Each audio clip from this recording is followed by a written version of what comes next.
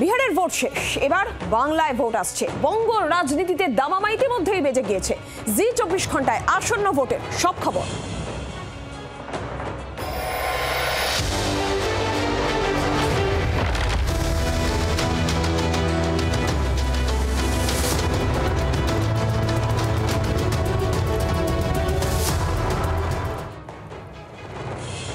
এবার যে ছবি আপনাদের দেখাবো বসিরহাটের হাকিমপুর চেকপোস্টের ছবি। সেখানে হঠাৎ করেই ভিড় বাড়ছে, মানুষের ভিড়।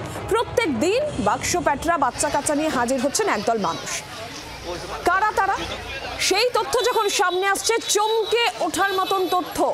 তারা অনেক দিন ধরে এদেশে থাকছিলেন, কিন্তু চেকপোস্টে কেন ভিড় জমাচ্ছেন তারা?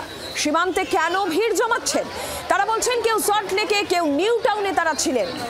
1-2 বছর নয়, 9-10 বছর ধরে অনেকে ছিলেন। শুধু তাই নয়, এখানে তারা কাজও করছিলেন। কিন্তু ভিড় জমিয়ে তারা যাচ্ছেন কোথায়?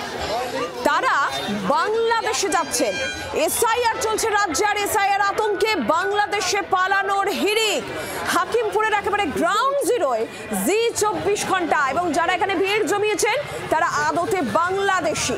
তারা এখানে ছিলেন, কাঁটাতার পেরিয়ে তারা এসেছেন, বিএসএফ এর চোখকে ফাঁকি দিয়ে হয়তো তারা এসেছেন, অবৈধ উপায়ে এসেছেন বলেই বলা হচ্ছে। এবং তারা এখানে এসেছেন শুধু নয়, জাকিয়ে বসেছেন, কাজ করছেন, সব করছিলেন। কিন্তু যখনই এসআইআর শুরু হলো, এবার তাদের নিজের দেশ অর্থাৎ বাংলাদেশে পালিয়ে যাওয়ার হিড়িক শুরু হলো। একদম সেই ছবি হাকিমপুরে গ্রাউন্ড জিরোয় জি 24 ঘন্টা পৌঁছে গিয়েছিল। কথা বলতেই বেরিয়ে এলো চমকে দেওয়ার মতন তথ্য। শুনুন। আপনারা কত বছর আগে এসেছেন? আমরা এই মানে 8-10 বছরের মতন এখানে এসেছি। 8-10 বছরের মতন। ভোট দিতেন? না, আমরা ভোট দিতাম না, আমাদের ভোটার হয়নি। মিঠু ভোট দিত? হ্যাঁ, ও দিল, ও ভোট দিল। কোথায় থাকতেন কলকাতায়? ওই সেক্টর 5 সল্টলেক। আমরা এখানে থাকবো বলি আমাদের ওই সব সরকার থেকে করে দিল। কি করে দিল সরকার থেকে? ওই ওই ওই আধার কার্ড আর ভোটার কার্ড করে দিয়েছিল। এখন এখানে আমাদের থাকা হচ্ছে না, আমরা দেশে ফিরে যাচ্ছি। বাংলাদেশে কোথায় ঘর ছিল আপনাদের? উত্তরাটলি। দেশে কি ফিরতে পারবেন কি মনে হয়? এখন ফিরতে পারবো কি না তা আমরা কি জানি? আমরা তো জানি না, যারা যাবে তারা তো জানে। কত বছর এসেছেন আপনি ভারতে? 8 বছর। কোথায় থাকতেন ভারতে? সল্টলেক সেক্টর 5। আচ্ছা, কি কাজ করতেন সেক্টর 5-এ? রাজমিস্ত্রি। বাংলাদেশে কোথায় বাড়ি আপনার? উত্তর আটলিয়া। আচ্ছা, 8 বছর আগে আসতে হলো কেন ভারতে আপনাকে?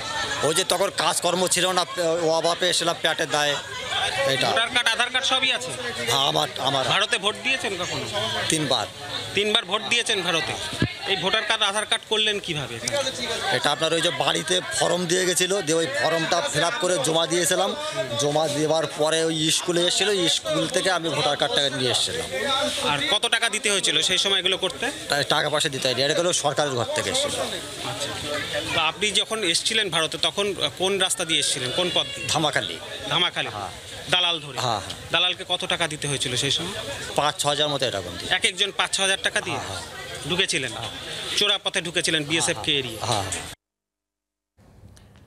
কমলাক্ষ রয়েছেন আমাদের সঙ্গে সরাসরি। প্রতিনিধি কমলাক্ষ, অনুপ্রবেশ নিয়ে রাজনৈতিক তরজা বারবার করেই হয়েছে, আমরা দেখেছি চলছে রাজনৈতিক তরজা। তার মধ্যে যখন এরকম তথ্য সামনে আসে, সামনে নির্বাচন, এসআইআর চলছে।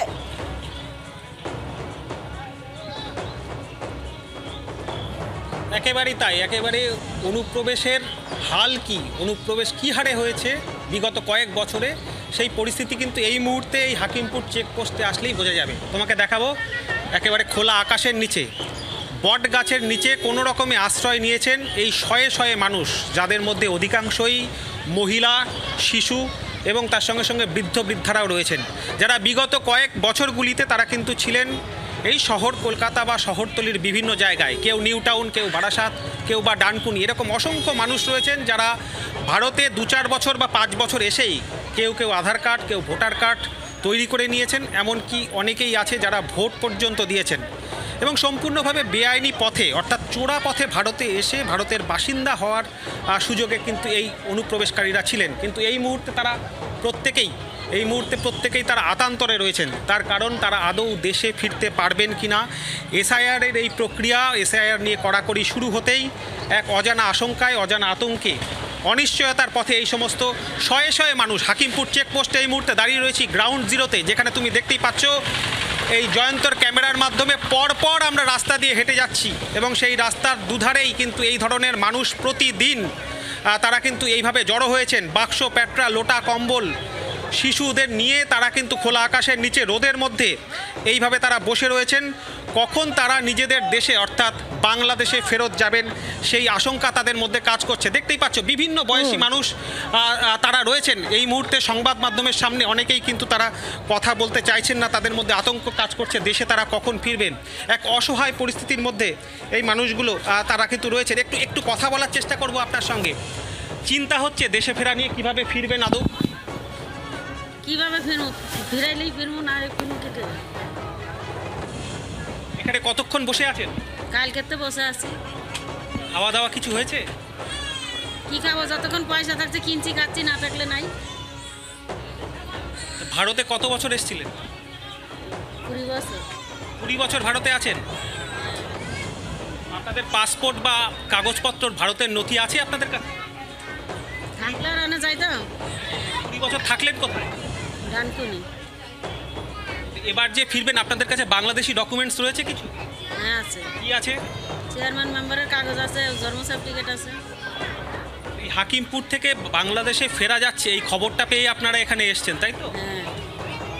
এসে ফিরে কি শান্তি ফিরবে? এখানে যে একটা অসহায় অবস্থার মধ্যে রয়েছেন, দেশ অর্থাৎ নিয়ে কি একটা চিন্তা হচ্ছে? অনিশ্চয়তার মধ্যে এই মানুষগুলো এই মুহূর্তে হাকিমপুর চেকপোস্টে বসে রয়েছেন। তারা কি ফিরতে পারবেন নিজের দেশে? তারা নিজেরাও এখনো বুঝতে পারছেন না। কমলাক্ষ, ধন্যবাদ তোমাকে।